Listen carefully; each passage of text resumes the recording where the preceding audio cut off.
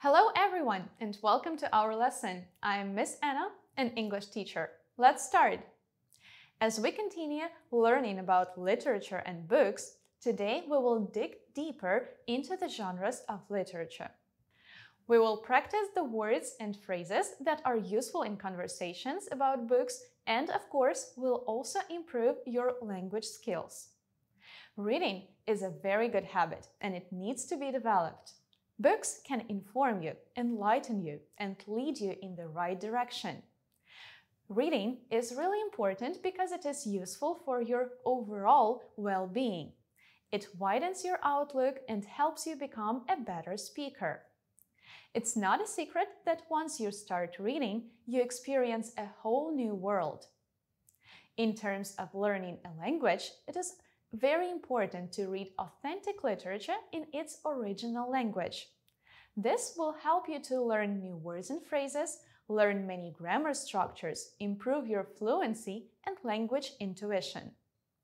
By the way, language intuition is a term which describes a person's ability to understand the language structure without thinking of grammar rules, but based on their language experience.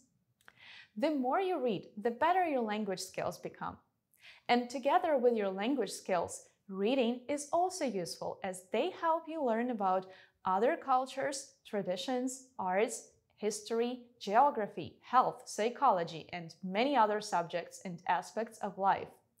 You can get an outstanding amount of knowledge and information from books. I hope all these arguments have persuaded you in the importance of reading books, especially books in English. So, having focused on reading in general, let's revise our topic vocabulary. Your task is to guess the names of literature genres from their definitions. You'll have a timer after each definition, and then you'll be able to check yourself. If possible, you can make a small challenge for yourself and try not only to guess the genres, but to write their names down. Okay, let's begin now. Prose writing that is based on facts, real events, and real people, such as biography or history.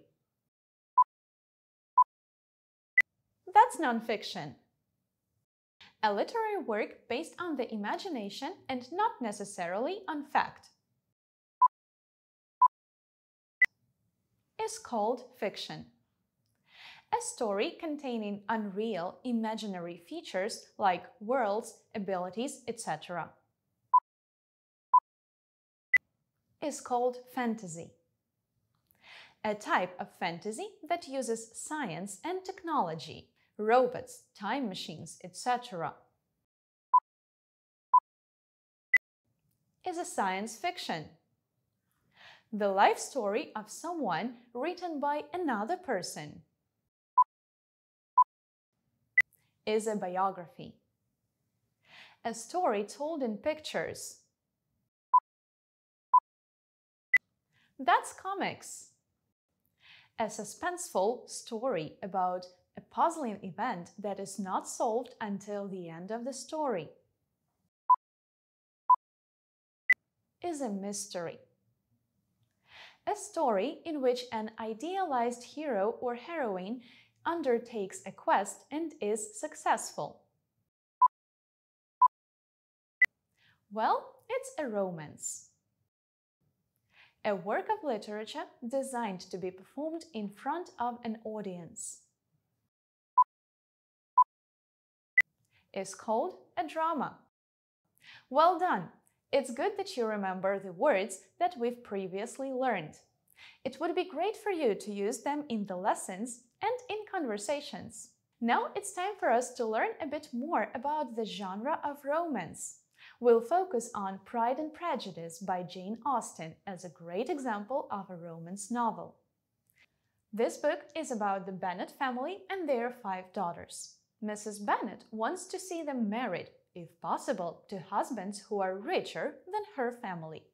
One of the daughters, Elizabeth, is not impressed by Mr. Darcy when he doesn't give her a lot of attention at a dance.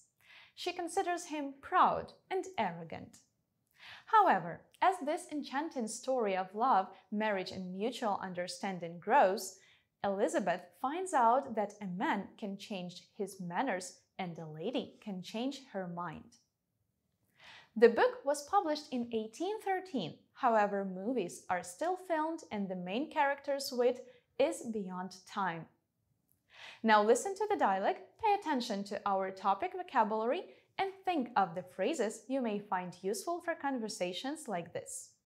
Brenda: Hi John, what are you doing? Are you reading a book here in the street? John: Yeah, it's so captivating. I just can't stop. What is it? Who is it written by? By Jane Austen. It's Pride and Prejudice. I have read this book. If I remember clearly, it's a romance. Are you a fan of romances? I like all books which are interesting. This one is no ordinary romance. It's about human relationships, moral values, about Britain and its culture of the past as well. I love reading such books. Moreover, I adore Jane Austen. She's one of my favorite writers. Have you read Sense and Sensibility? No, not yet. Have you? Yes, I have. I've got this book in English. I have already read it, so if you want, I can give it to you. It would be very kind of you. Can you bring it tomorrow? Sure, why not?